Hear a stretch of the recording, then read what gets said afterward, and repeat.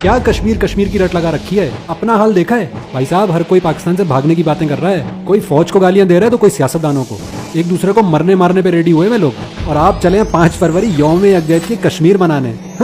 بھائی اپنی فکر کرو اپنی، اور نکلو ان چکروں سے۔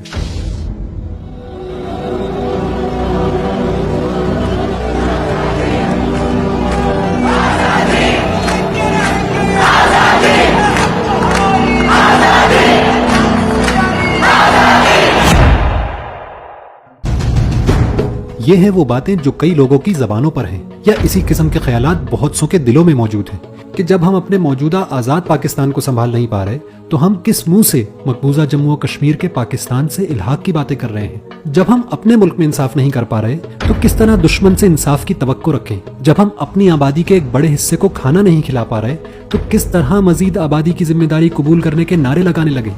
ان باتوں کو سن کر اور حالات کو دیکھ کر تو ایسا ہی لگتا ہے کہ کشمیر کے دعوے سے دستبردار ہو جایا جائے، لیکن کیا یہ ایک ٹھیک سوچ اور ایک درست حکمت عملی ہے؟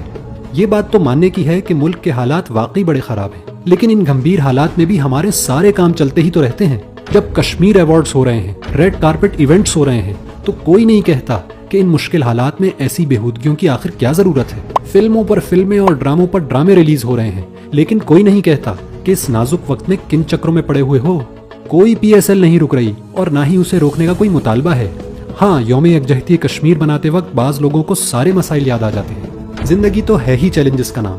بعض دفعہ قوموں کو اس طرح کے سخت حالات کا سامنا کرنا پڑتا ہے جن سے آج ہم گزر رہے ہیں، لیکن زندہ قومیں اپنے اندر موجود منافقین سے بھی لڑتی ہیں اور باہر کے دشمنوں سے بھی۔ کل کو اگر دشمن ہمارے بلوچستان پر قبضہ کر لے تو کیا ہماری یہی لاجک ہوگی کہ پہلے اپنی حالت تو ٹھیک کر لو، پھر دیکھ لیں گے کیا کرنا ہے؟ ہمیں سر اٹھا کر جینے کے لیے اپنی اکانومی کو بھی ٹھیک کرنا ہوگا، لیکن سب سے پہلے اپنی سوچ بدلنا ہوگی، اپنی قیادت کے چناؤ کو درست کرنا ہوگا۔ ارطغرل اور عثمان غازی کے ڈراموں کو دیکھ کر واہ واہ کرنے والوں کو آج کے دور کے ارطغرل اور عثمان غازی والے رویوں کو سپورٹ کرنا ہوگا۔ قائد اعظم کے نزدیک کشمیر پاکستان کی شہرگ ہے، اور یہ کوئی سیاسی نعرہ نہیں۔